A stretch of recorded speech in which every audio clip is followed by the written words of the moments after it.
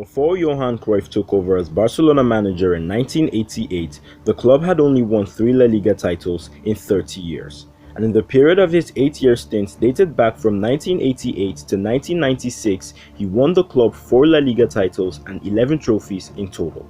And he did so by creating one of the greatest teams in football history and arguably the greatest of its era, dubbed the Dream Team. Without Cruyff, Messi, Iniesta and Xavi wouldn't have existed at Barcelona.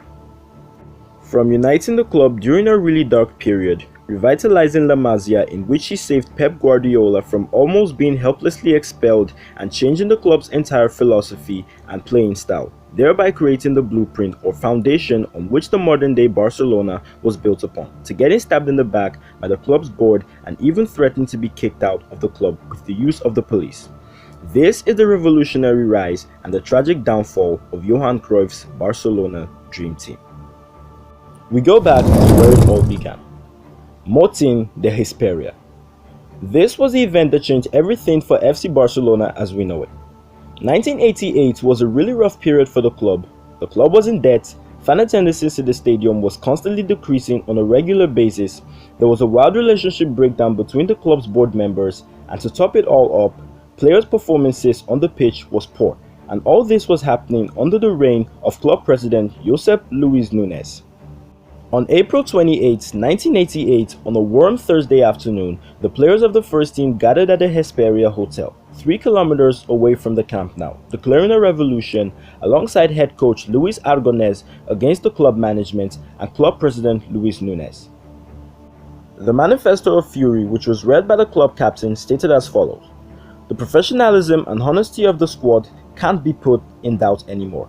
We've lost all confidence in the president. We feel totally cheated by the president. The president doesn't have any respect for the fans. He's always tried to buy us off and separate us. This historic club with values that the Catalan people have always represented has been dehumanized in this form. In conclusion, even thought a petition for the resignation is the right of the club members. The squad are suggesting said resignation."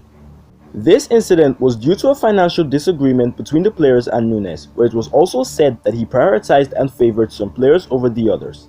And despite the club's fans already protesting against Nunez amidst an already difficult campaign where Barcelona were 23 points behind leaders Real Madrid in the league, Nunez somehow cleverly managed to turn everything on the players.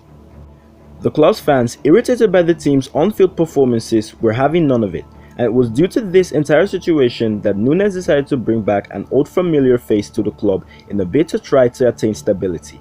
And that is how Johan Cruyff was appointed as the club's manager. He built the dream team, they were really successful, blah blah blah blah, the end. And that is the end of the video. Please don't forget to like the video and subscribe to the channel, and I'll see you guys all in the next video. I'm sorry, just kidding. But do me a favor and like the video, because these videos take hours to make and I really appreciate it if you give us a like. And since you're down there, don't forget to subscribe to the channel while you're at it. Now, let's get right back into the video. Cruyff didn't just come to the club only to get results. He came with a purpose in mind to change how football was being played at Barcelona. He got a blackboard and drew 3 defenders, 4 midfielders, 2 out-and-out wingers, and a center forward, recalls one of his players, Eusebio. "We looked at each other and said, what the hell is this?" This was the era of the 4-4-2 or 3-5-2. We couldn't believe how many attackers were in the team and how few defenders. He single-handedly introduced a new way of playing football in Spain. It was a revolution. Cruyff later proceeded to say, "If you have 4 men defending against 2 strikers, you only have 6 against 8 in the middle of the field. There's no way you can win that battle. We had to put a defender further forward." It was evident Cruyff was planning something special. He prioritized playing free-flowing attacking football and getting results over getting results and playing a defensive or boring style of football. "I much prefer to win 5-4 than 1-0, said Cruyff. And this just goes to show you how much he wanted his team to attack. During the start of the Cruyff squad rebuilding job, 15 players were sold, and 12 players were added to the squad, which included players like Chiqui Begiristain, Eusebio and Mari Bakiro, among many others. Cruyff's plan to implement his 4-3-3 or 3-4-3 formation high possession retention style of play was met with a hurdle, and that was the lack of technical, highly intelligent players in the squad, and that's where Pep Guardiola came into the conversation. Cruyff first saw Guardiola when he went to watch the club's youth, and while he was there, he requested the youth team manager at the time, Charlie Rekach, to move Guardiola, who was initially playing at the right side of the midfield, to the center, to which Rekach obliged, and the rest is history. That same Pep Guardiola became Cruyff's most important player in the midfield. But prior to Cruyff's arrival, Guardiola was almost kicked out of La Masia because of his height. At the time, La Masia based their player recruitment on potential height. They recruited players who were potentially going to reach a cutoff mark of 1.8 meters in height, and if the player were unable to reach that cutoff mark, they would be sadly moved on. Guardiola almost fell victim to this, but Cruyff's arrival brought hope for players who were shorter, as the Dutchman looked to prefer them more, claiming they were more suited to his style. Pep wasn't all that physical, but his intelligence and ability to dictate play was what drew Cruyff to Pep, ignoring his height and physicality.